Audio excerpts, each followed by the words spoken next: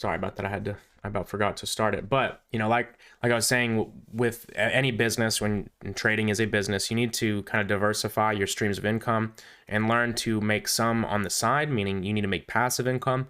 And then on the other side, you need to, of course, make your active income. So what we'd be looking at there is, day trading, using our lower time frames, really paying a lot of attention and spending a lot of times on charts.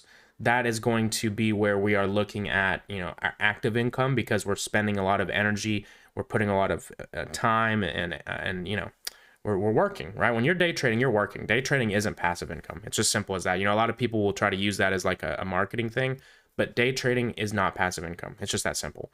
Now, whenever we are swing trading, I view that as passive income because I can look at a chart and tell very quickly whether or not I like it. And then I can very quickly find an entry.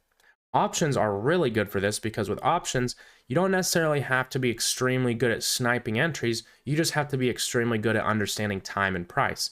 And we've talked about how you use the monthly, weekly, and daily power of three. And basically, just to break it down, and it's just how candles are formed. You have the open of a candle, which you're going to get accumulation. Now we're going to use a bullish example. Right, first, we're using bullish examples, guys. That's crazy. It's been bearish examples for a long time. But at the open of a candle, well, this could be the monthly, this could be the quarterly, this could be the yearly, this could be the daily, the 1 hour, whatever. It's just the opening of the candle, you're going to see an accumulation of orders because there's high volumes. Then if we're in a bullish candle, we look for a Judas swing, which is our bearish move, and that's our manipulation. Now, again, those of you who watched the Power of 3 video or the advanced, I think it was called Advanced Patterns, this can also be looked at as a power of three, where you have the accumulation, manipulation, and distribution. But whenever we're looking at it from a time and price theory, we just want to look at it as we have open. If we break up the candle into 4 parts. So for instance, if we break up a weekly candle, the first week, a lot of times we'll see, if we break up the monthly candle, the first week we will see consolidation a lot of the time. Then we'll see a Judas swing. If we're going to be bullish, we'll oftentimes see a bearish move, and this creates the bottom of the wick. And then the last 2 weeks, you're going to see that push up and then the consolidation. And when you zoom this out, that's going to be your candle structure. So you don't have to necessarily understand how to get a sniper entry with options. And I know that a lot of you guys are in crypto section. I'm just going over this just to kind of give you guys insight on what I mean. But you just need to understand time and price. So for example, if you're expecting a target to be hit within a quarter, you're going to be knowing at least what weeks to look at in order to buy those options with a strike price around your target. But anyways, I just wanted to go over that because it was on my mind.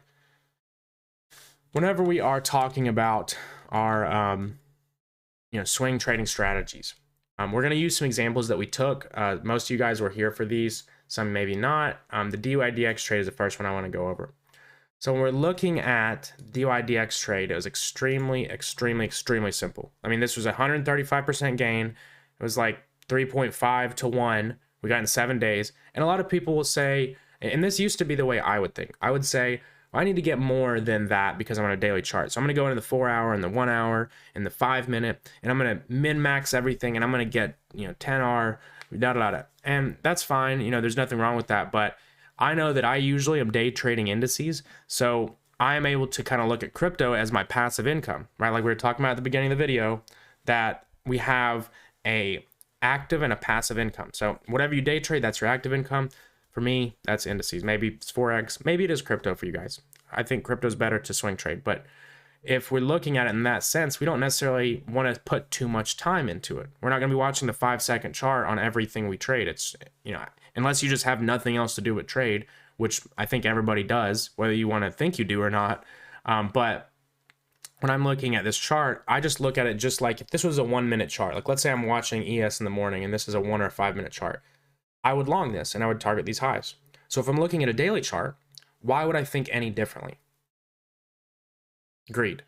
Because people want to get the highest risk reward possible, and they stumble and they just stay on demos and blowing challenges forever because they don't understand how to actually create money, right? Trading and creating money and being an analyst are all very different things. So we're looking at this chart, we're going to have a very clear area of liquidity, right? And this is on a daily chart. On the weekly chart, this alone would have made me enter this trade. This alone. failure to displace. So look at this. We have an area of liquidity, an area of liquidity. Right here, we didn't even tap anything. So if we're looking at impulse structure, kind of our most recent high and low, before this played out, let's look. We had a high, and we come down and make a low. Right, so and this is a good example of where people, because they'll say, oh, we got a candle closure. This is why I don't like, and this is subjective, displacement is subjective, it is. And it's discretionary, it's something you have to learn, and I'm sorry, there's no way for me to make it a 2 + 2 = 4 strategy, but I can try my best to teach you. And this is a good example of a lack of displacement. Yeah, we got a closure, but did we really have a push beyond this low? And if you're looking at it from a practical perspective, does it look like those stops were bought? To me, it does. Like if I look at this and I see, okay, there's relatively equal lows, price barely tapped into the liquidity pool. I mean, you're trying to tell me that somebody didn't buy these stops and we got an immediate expansion? That doesn't make sense. So if this high did not produce displacement past this low, then that high is your draw on liquidity. Now, in this example, it went straight to it. Sometimes it won't, but we're looking at it in the perspective that that is your draw on liquidity. So now that gives us a bullish bias. If you know what your draw on liquidity is and you know where your stop run is, you have a trade. It's that simple. You don't need anything else. All you need to do is determine if the risk to reward meets your criteria. Because again, what is a trade? Where we know where we're going to get in, we know where we want to have a stop loss, and we know where our target is. Do we need to know every single 15-minute order block all the way? No. The only reason we do that in intraday trading is because we can't, we're trading funded accounts. We're not going to hold through the close. We're not going to get gapped on by ES, or maybe our brokers don't even allow it. So then, of course, we have to navigate the markets differently. But when we're looking at our crypto accounts, why you don't have to do that? Especially, I think that the best way, the most kind of the most efficient way to really make a lot of money trading is have a passive account for crypto, have a passive account for options, and have a funded account or multiple funded accounts for day trading. That is the way. It's no question for me. You will never change my mind on that. You can disagree with that, but that's the way I think. So if I am trying to keep things passive, I want to put the least amount of work while still making the amount of money that's worth it for my risk. So again, for me, 2 to 1. I don't care if it's daily chart. I don't care if it's 1 minute. 2 to 1 is fine for me because I know I can maintain a pretty high win rate. And we've had a very high win rate, whether it's been options, whether it's been crypto all year. I mean, it's been pretty amazing this year, right? Not to say it won't. We'll probably have at some point. We'll probably have some times where it's not, right? It's probably just the name of the game. Also, looking at DYDX right now, it looks fucking phenomenal. Just because we're in this whole breaker right here and tapped in this fair value gap. This will be a trade setup I'll be watching in the future. I'm not going to try to ape into a bunch of trades right now because we have like 3% of the port risk right now, which isn't crazy. We've made way more than that this year, so it's not a big deal, but I don't want to just continuously keep aping into trades. Anyways, sorry, got off track. But if we have a trade entry, we have a stop, we have a draw on liquidity, that's all you need. Now, we didn't catch the very bottom tick here because I didn't see it in time, but the bottom tick was this balanced price range. So I have one fair value gap, another fair value gap after we take liquidity. This is another model. This is going to be the class we went over today, actually, but I want to take some more time. But this is a trade model I've been testing using on 1 minute. Basically, it's just a run on stops, and then it's trading without a market structure shift. You can use this on 1 minute, test this. You have to be pretty good at bias to do this correctly. But when I have a run on stops, if you see displacement into it, because remember, when we're looking on liquidity rates, we want to see displacement in and displacement out. So the only way to identify that I found without a shift is a balanced price range. But you can see it worked really well here. Would have given us a very good risk reward, but we didn't see that. So anyways, that would have been one entry. Now, if you don't get that, that's fine. Because again, whenever we identify our draw on liquidity, we just look at the price like we know what way the river's flowing. Where do we get in? So then you start tracing order flow. So we had a daily balanced price range as well. And then we had this big push down running out lower time frame liquidity. Massive push up. This is our displacement. This is our signal right here. That shift is telling us the market is drawing up. That's confirming that weekly bias. So if the weekly displacement theory wasn't enough, you had a shift down here and you have a shift right here. So you're just tracing the staircase. How am I going to get involved in this and how am I going to profit? And sometimes there won't be an opportunity. Sometimes it'll have moved too far and you won't have enough risk to reward. Or sometimes this market structure shift will be massive and the stop loss is too far. And you just have to understand and have a minimum risk to reward in order to avoid getting caught up in shitty trades. But in this example, we had a really clean idea. There was actually news that came out the day after this that they had a token unlock for DYDX, meaning that the seed investors who put their money in this project's infancy were going to be able to sell it. That would make people want to short, aka equal highs, and engineering buy side liquidity. But we were long because simply using a weekly and daily chart. It's easy as that, right? So after that, we're just going to target out liquidity based on, remember, that weekly or daily week level. This is one model. This is just the liquidity rate model, and it's just lack of displacement. It's that simple. Don't overthink it. People be like, what if in Asia there was a 15-minute order block and we had a bearish power of 3 and the weekly? It's just like, bro, just pay attention. I've given you everything you need to use, right? I get so many crazy questions, and not from you guys, but mainly on YouTube and DMs, where I'm like, holy fuck, these people are overthinking. It's like, I feel sorry for them because I'm like, dude, these dudes are like, they're really overthinking shit. Like, and they're smart. It's smart people. Smart people are more likely to overthink shit. So, you know, I'm an overthinker with a lot of things, but not trading, because, you know, I was at one time, but you can't be like that with this. You have to be decisive.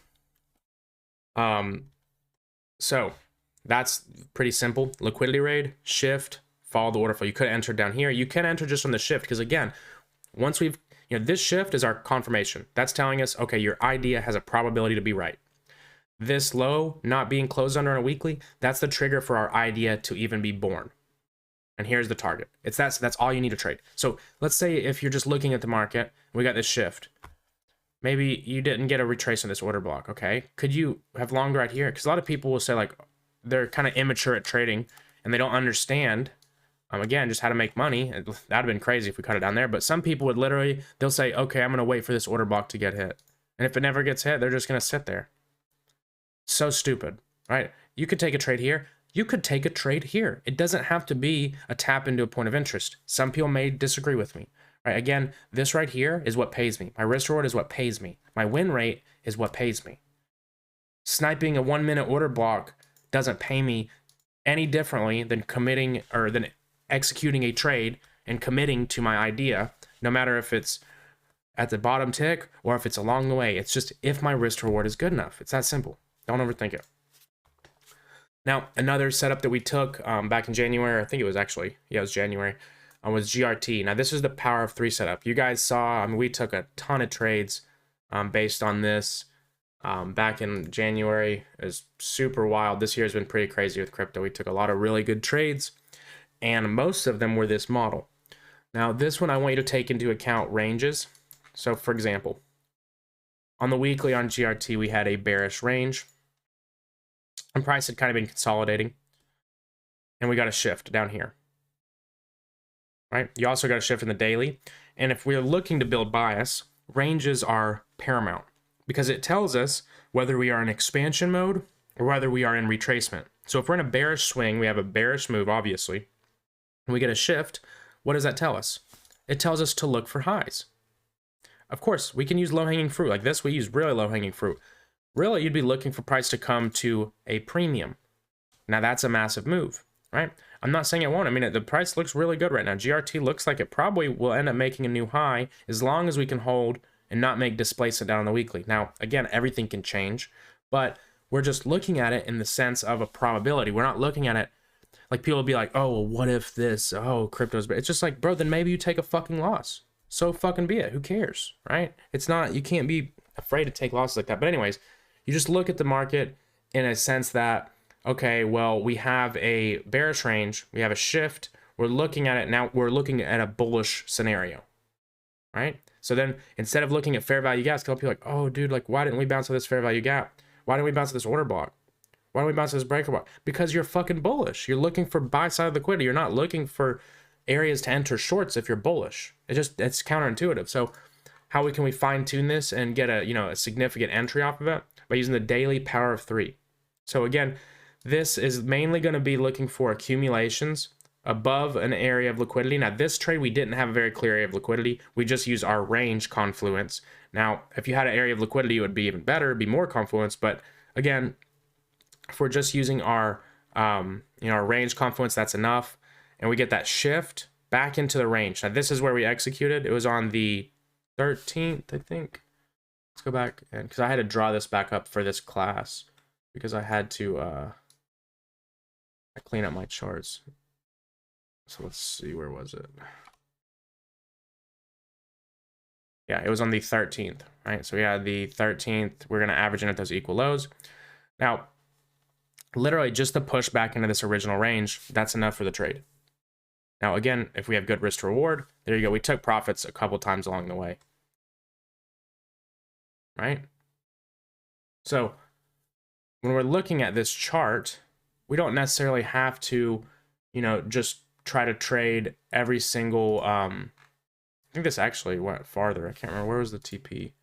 TP was 20. Yeah, the TP was much farther. It was like 20.43 from this picture.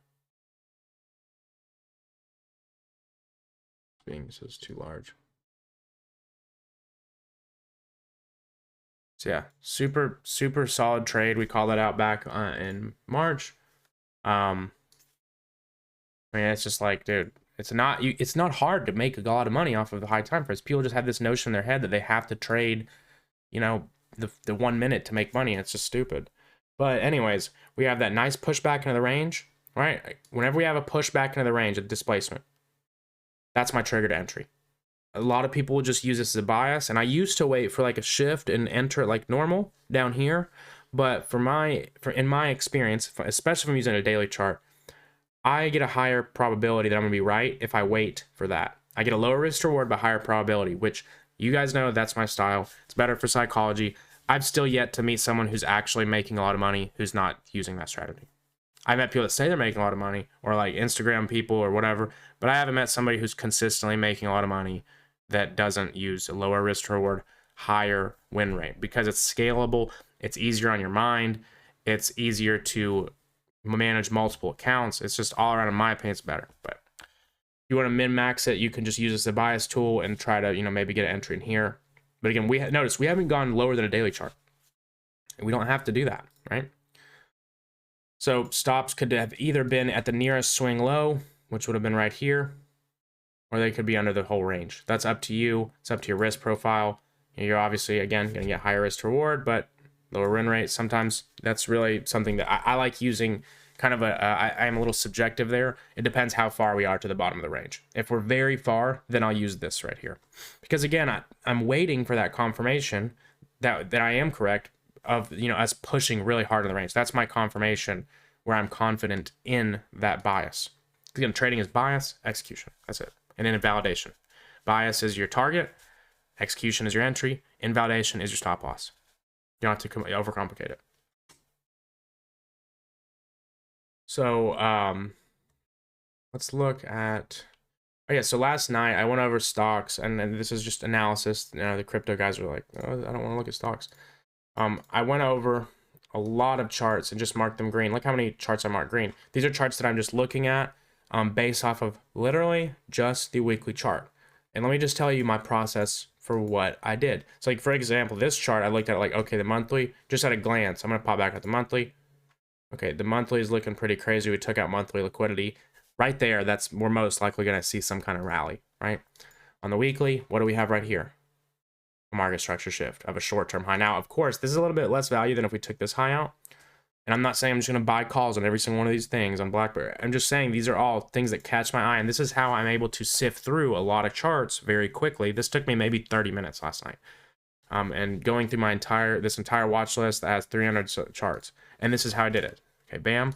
Okay, what do I see here? Market structure shift, traded into fair value gap, clear draw on liquidity. Okay, next. What's Carvana? Okay, market structure shift, traded into volume imbalance. Okay, draw on liquidity is going to be up. Okay, next. You see how easy that is? I'm not going on every single chart and plotting it out. Now, I will go down lower when I'm trying to decide which chart I want to trade, but I don't have to do that to find good opportunities.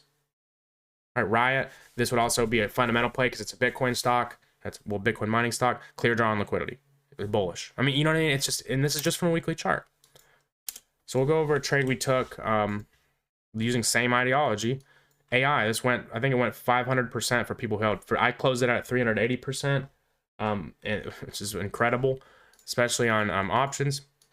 So this is the same idea. Look, if we go back, we bought it down in this area right here, right, and I think it was the bottom of this. It was like on the 22nd is when I bought it, so it was like right there.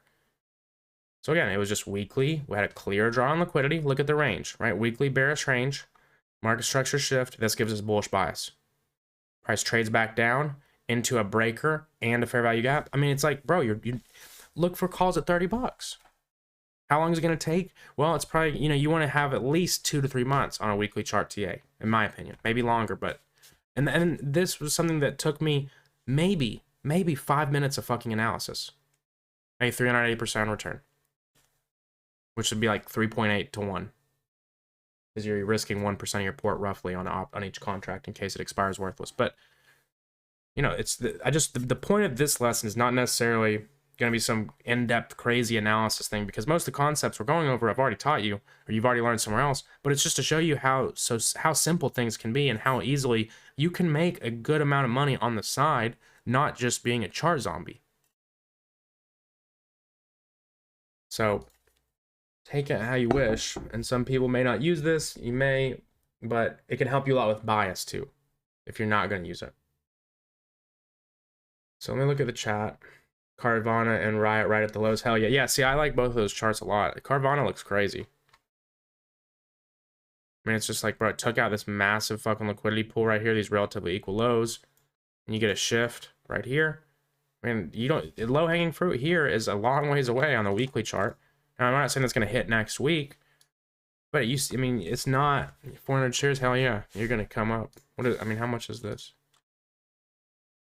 Oh my fuck. It's a massive fucking move. Jesus Christ.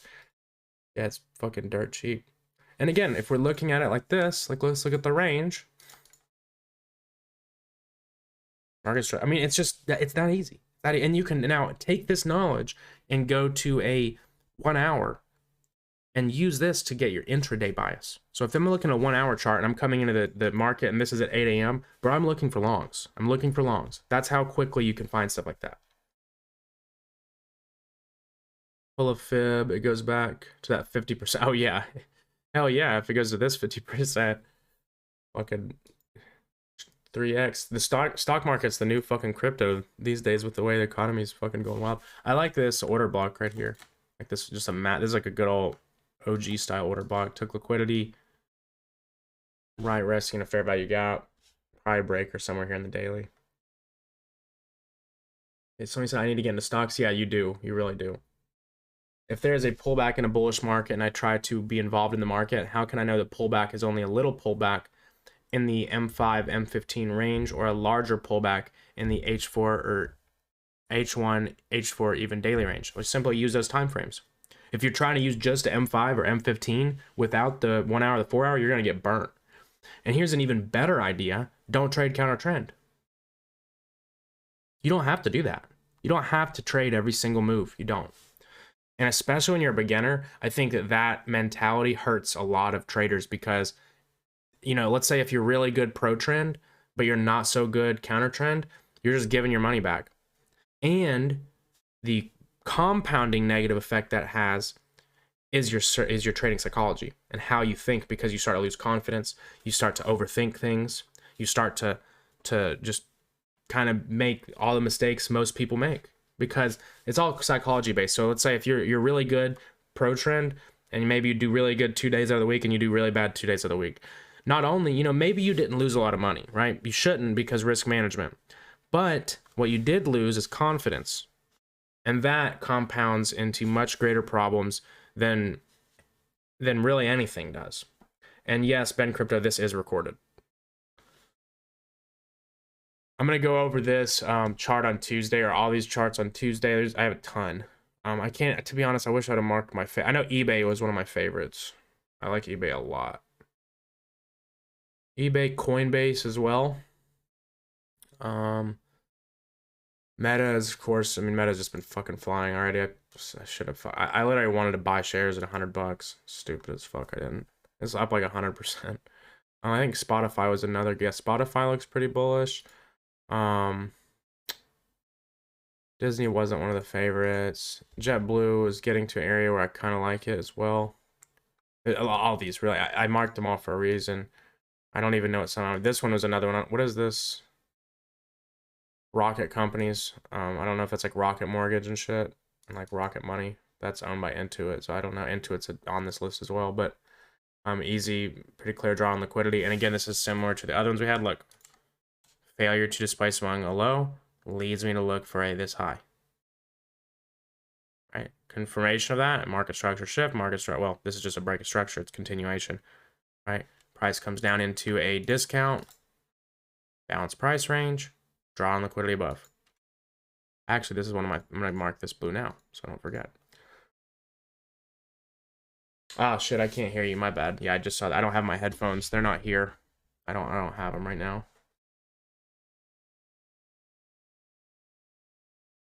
Yeah, my bad. I was probably just fucking talking forever. Check cat. Yeah, shit looks like it wants to I was looking at this for some reason, I guess, but I mean, I think that if it were me, I would be fucking definitely out of it under this low for sure. Just because the rest of the market's looking pretty wild, but the monthly impulse is bullish. Let's see if we came into a premium. I mean, or a discount, I'm sorry. I mean, I don't know. I think it could come lower. The month, I mean, it's questionable. But that's why I like it. I would like the short because we have that. We took out that buy side. This is like a clean example of what you should look for in the 1 minute. For anybody wondering, this is like a perfect ICT entry model in the 1 minute. This right here. And the entry would be like in this fair value gap or right where it's at, and targeting down lower. But yeah, I would be out there personally. And if anything, like if I had a runner, it'd be like that monthly breaker right here, or no, I'm sorry, weekly breaker. This one right there. Yeah, short to longs, yeah.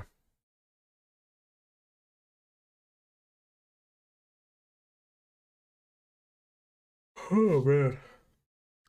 Yeah, don't sleep on this class, guys. For real, it's super. So many people I just see, they're just like, I could not fucking imagine having been just trading crypto futures the last year. Holy fuck. I cannot imagine. Like, kudos to you guys for even like pushing through that. You gotta diversify, man. You really need to diversify. And like, whether that's Forex, whether it's a funded account, whether it's options, or whatever it is, you know, you don't want to put all your eggs in one basket. You know, that's why you see me, I signal Forex, I signal, and again, when I'm day trading though, I focus on indices primarily, right? I'm not telling you to day trade Forex, crypto, and stocks at the same time. That's suicide. What I am telling you is to try to diversify, and also it'll make you a better trader. And what it'll really help with, which is the most important part of trading, is bias. If you can trade the high time frames effectively, you can trade the low time frames effectively. You cannot say that the other way around. I need to learn stocks. I've only known crypto. It's this trading is trading. Like, I mean, there are different things. There's like earnings and, you know, options. You have the Greeks, and, you know, there is differences. But as far as this, what we're looking at, it's all the same. Charts are charts. You can read fundamentals through charts. Of course, there's going to be outliers where something happens crazy, like the Ukraine war and the market. Of course, it's going to happen, right? But for the most part, you're not going to have to learn a new type of technical analysis. Some people will say that. Some people might disagree with me, but that's the way I see it. I look at charts all the same.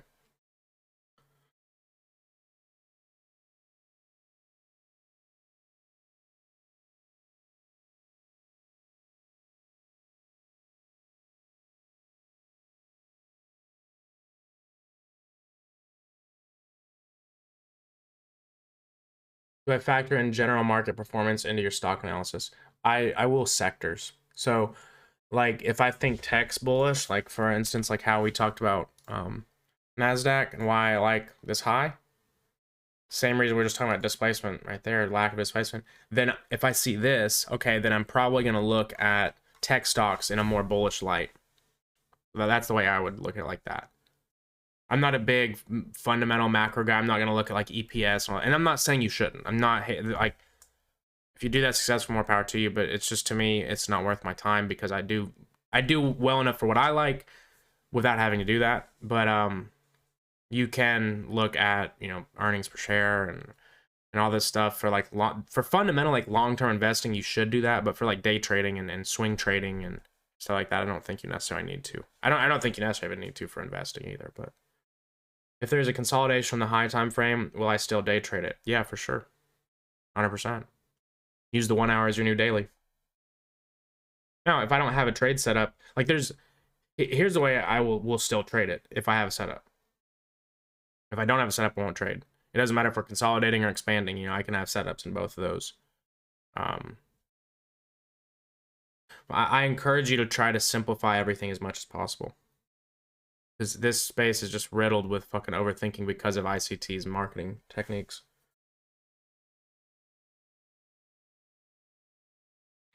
So I was saying, I get like crazy. People will be like, okay, well, if your daily bias is still bullish, but in the Asia session and the CBDR has a projection of a 2 standard deviation of sell side liquidity and it had a bearish move, are you still going to be bullish? I'm like, yeah, because I'm looking at the high time frames.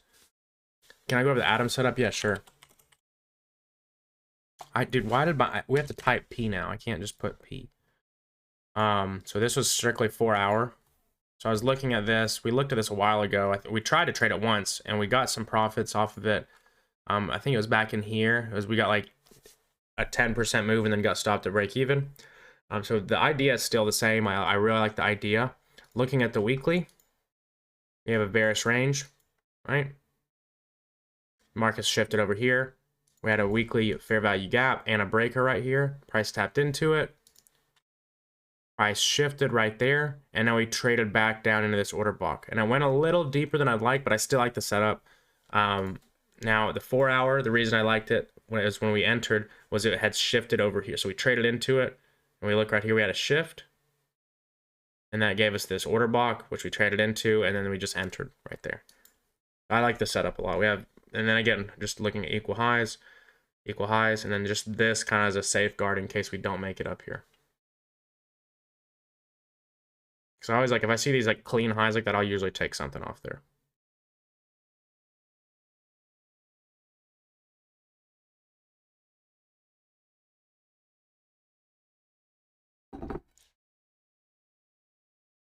What platform do I use to trade crypto? You can use, so you can use any, I don't know what country you're in.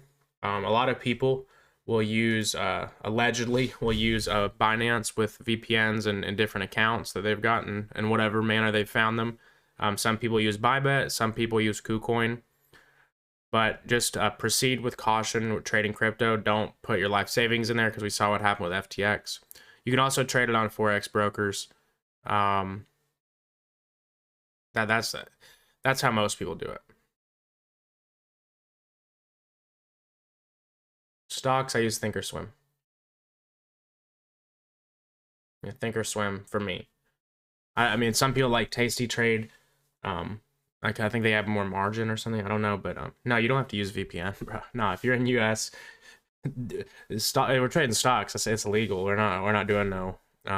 You know, and again, you shouldn't be doing anything illegal ever, anyways. But you know, you want to make sure that you stocks are fine, bro. Stocks are like it's literally like setting a bank account up. Do they really? Tasty Trades like Apex, like you're talking like Apex, like the same Apex funding firm? It's super weird. That's so sketch. I think there's such a I think that shit's gonna rug, dude. I didn't know they're from Robinhood. I didn't even know that background. I think they're gonna rug, bro. I really do. They're running 80% off gold. They're literally been doing 80% off sales for months. Like you have no fucking confidence or dignity of your big business. You have no fucking value of yourself or your business. You're desperate as fuck. That shit's pathetic. It's crazy to me that people are still buying. It just shows that, but people, there's always those people that are gonna make, you know, those strategies work. Sadly enough. Yeah, it's pathetic, bro.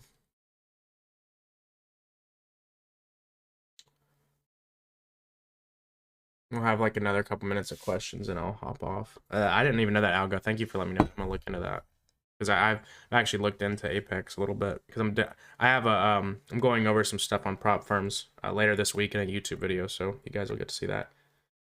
TD's goated, bro. Just like their interface, and I mean, like, it's TD Ameritrade. They've been around for some time. You know, it's not like Robinhood come out and just like fucking scam people. I mean, not like literally, not directly scam, but you know.